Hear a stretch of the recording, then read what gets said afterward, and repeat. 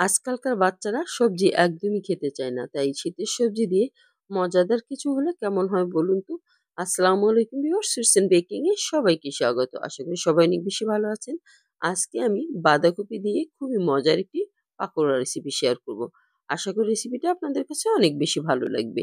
আমি এই যে দেখুন আস্ত একটা বাঁধাকপি নিয়েছি, এটাকে কেটে অর্ধেকটা নিয়ে নিলাম। এখন অর্ধেকটা আমি ভালোভাবে কুচি করে নিব। এই যে দেখুন অর্ধেকটা বাঁধাকপি আমি এখানে নিয়ে নিয়েছি। এটা ভালোভাবে কুচি করে নিতে হবে। আপনারা চাইলে বটি দিয়েও কুচি করে নিতে পারেন। যার যেমন পছন্দ সেভাবেই করে নিবেন বা যার যেমন সুবিধা। এভাবে আমি সম্পূর্ণটুকু বাঁধাকপি কুচি করে নেব। এই যে দেখুন অর্ধেকটা বাঁধাকপিতে এতটুকু হয়েছে আমার। এটাকে আমি হাফ চামচের মতো লবণ দিয়ে ভালোভাবে কষলে এর ভিতরে পানিটা বের করে নিব। আপনারা চাইলে ৫ মিনিটের মতো রেস্টে রেখে দিতে পারেন। তাহলে হবে কি বাঁধাকপিটা সফট হয়ে যাবে আর খুব সহজেই এর পানিটা বের করা যাবে। এই যে কষলে আমি এর পানি বের করে নিচ্ছি। এতে হবে কি পাকোড়াগুলা খুবই মুচমুচে হবে। এই যে দেখুন আমার সবটুকু বাঁধাকপির পানি বের করা হয়ে গেছে। এখন চলে যাচ্ছি আমি অন্য প্রিপারেশন এ। এখানে আমি দিয়ে দিচ্ছি 1/4 কাপ পরিমাণে চালের গুঁড়া।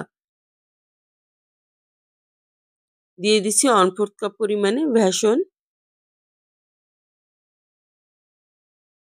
দিয়ে দিলাম সামান্য কর্নফ্লাওয়ার। আপনারা চাইলে এখানে ময়দাও ইউজ করতে পারেন। দিয়ে দিচ্ছি হাফ কাপ পরিমাণে পেঁয়াজ কুচি, কাঁচামরিচ কুচি ২ চা চামচ পরিমাণে, ধনেপাতা কুচি ২ চামচ পরিমাণে, আর দিয়ে দিচ্ছি স্বাদ মতো লবণ। যেহেতু লবণ আগে দেওয়া আছে তাই খুব বেশি লবণ দেয়া যাবে না। দিয়ে দিচ্ছি হলুদের গুঁড়া হাফ চা চামচের মতো, মরিচের গুঁড়া ১ চা চামচের মতো।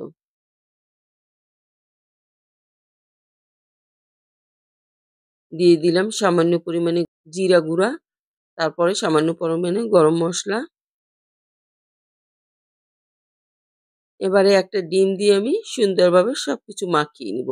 আপনারা মাখানোর পরে যদি দেখেন যে এটা নরম হয়ে গেছে তাহলে আরো একটু বেসন বা চালের গুঁড়া দিয়ে নিতে পারেন।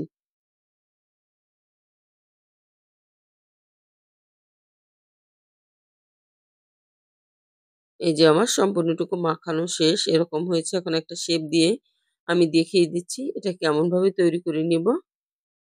জাস্ট পেঁয়াজুর মতো করে নিলেই হবে। আমি চুলায় প্যান বসিয়ে এতে পর্যাপ্ত পরিমাণে তেল দিয়ে দিলাম। তারপরে একটা করে পাকোড়া এর ভিতরে দিয়ে দিচ্ছি।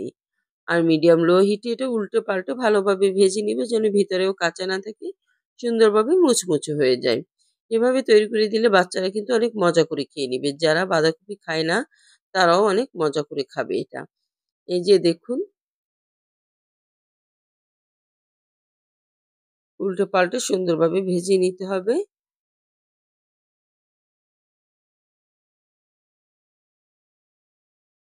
আমার কিছু পাকোড়া ভাজা হয়ে গেছে। আমি একটু তুলে দেখিয়ে দিলাম। এভাবে করে সবগুলো পাকোড়াই আমি ভেজে নিয়েছি। আমি একটা সার্ভিং ডিশে সার্ভ করে দিচ্ছি। আর একটু ভেঙেও দেখিয়ে দিব যে এটা কেমন হয়েছে। এটা কিন্তু খুবই মুচমুচে এবং মজার একটি পাকোড়া রেসিপি। আপনারা বাসায় ট্রাই করলেই বুঝতে পারবেন। আমি এই যে কাছ থেকে একটু দেখিয়ে দিচ্ছি ভেঙে। উপরটা ক্রিসপি, ভিতরটা কিন্তু সফটও আছে।